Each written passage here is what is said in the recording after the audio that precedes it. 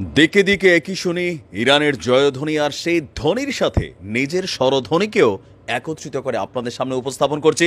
আজকে পৃথিবীর প্রত্যেকটা মুসলিমের কলিজার মধ্যে শান্তি লাগবে, কারণ আমাদের সেই পবিত্র স্থাপনা আল আকসা মসজিদ নিয়ে যেই খেলা খেলছিল এতদিন যাবৎ ইসরায়েল, সেই দিন এবার শেষ হয়ে যাচ্ছে ইনশাআল্লাহ।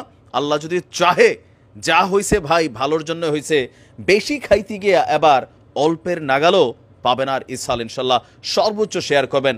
আমি আমার শব্দগত ভুলটাকে একটু সংশোধন করে দিচ্ছি। এই মসজিদরার নাম এবং এই শব্দটা যদি সঠিকভাবে নেই, ফেসবুক আপনারা জানেন যে ইসরায়েলের পার্টনারশিপে চলে, আমার আগে অনেকগুলো পেজ নষ্ট হয়েছে, এই কারণে একটু কৌশলী অবস্থান নিচ্ছে দর্শক। মানে সেই ঘটনার জের ধরে এবার ইরান দীর্ঘদিন যাবৎ আমাদের ভেতর যে ক্ষোভগুলা জমা ছিল বা পোষা ছিল, সেগুলোকে নিয়ে কাজ করতে শুরু করেছে। ইরানের প্রেসিডেন্টের জন্য বা আয়াতুল্লাহ খামেনির জন্য অন্তর থেকে দোয়া, আল্লাহ যেন তাদের এই বক্তব্যগুলোকে সত্যিকারে বাস্তবায়ন করার জন্য তাদেরকে সেই তৌফিক দান করে। আপনার ইসরায়েলের হামলার এই পর্যায়ে যখন ইসরায়েল নতুন এক ছক কষছে, এবার নতুন হুঁশিয়ারি দিয়েছে আমাদের আয়াতুল্লাহ খামেনি সাহেব।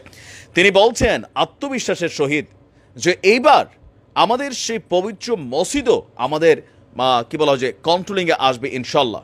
শীঘ্রই এই মসজিদটা মুসলিমদের হাতে যাবে এবং সেদিন সারা পৃথিবী আনন্দ উদযাপিত করবে। আর এই মুহূর্তে এসে পশ্চিমাদের নতুন করে যে নিষেধাজ্ঞার একটা খড়গ আসতে যাচ্ছে, আপনারা গতকালকে আমার ভিডিওগুলো যারা দেখেন নাই দেখে নেবেন। আমেরিকা সহ তাদের মিত্ররা ইসরায়েলের পক্ষ হইয়া যে চিন্তাভাবনা করছে, সেই চিন্তাভাবনাটাতে কিন্তু ইরান অবশ্যই খেপেছে। আর বারবার যারা সামরিক বিশ্লেষক ছিল তারা কিন্তু বারবার বলতেছিল যে এই যুদ্ধের পেছনের যে স্টোরিটা, এটা কিন্তু আমাদের এই মসজিদটা। কারণ এরা এদের থার্ড মাউন্ট টেম্পল বানানোর জন্য এটা কিন্তু এই অঞ্চলটার দখল এদের জরুরি ছিল।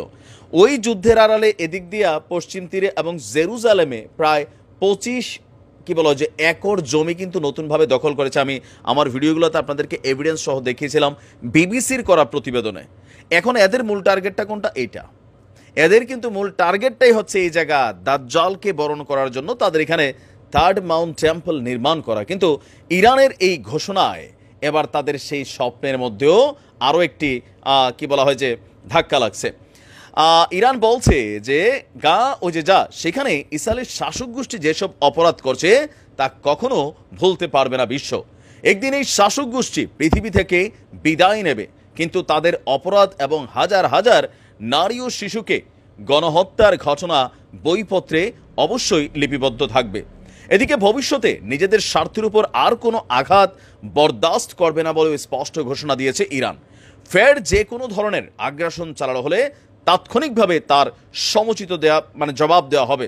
ইরানের প্রেসিডেন্ট ইব্রাহিম রাইসি দেশটির শীর্ষ সেনা কমান্ডাররা বেশ কয়েকটি বৈঠক করেছেন। আর সেই বৈঠকে ইরানের সার্বভৌমত্বের নিরাপত্তার পাশাপাশি আপনার এই ভূমধ্য অঞ্চলে মধ্যপ্রাচ্যের অঞ্চলে ফিলিস্তিনের ইস্যুটা সেই ইস্যুটা এবং আমাদের জেরুজালেম অঞ্চলে এই পবিত্র মসজিদটা নিয়ে আসলে মুখে মুখে সবাই কনসার্ন করলেও এইবার প্রথমবারের মতন ইরান তাদের শক্ত ভূমিকাটা ঘোষণা করেছে।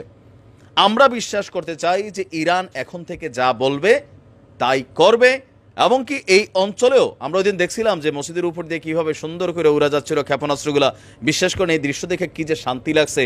তো সেই দৃশ্যটা আরও একবার দেখতে চাই। আমরা চাই যে এটা টোটাল কন্ট্রোলিং জেরুজালেমের মধ্যে এটা আমাদের হাতেই চলে আসুক ইনশাআল্লাহ, নাকি? এটা একটা খুশির সংবাদ। ভালো থাকুন। আসসালামু আলাইকুম।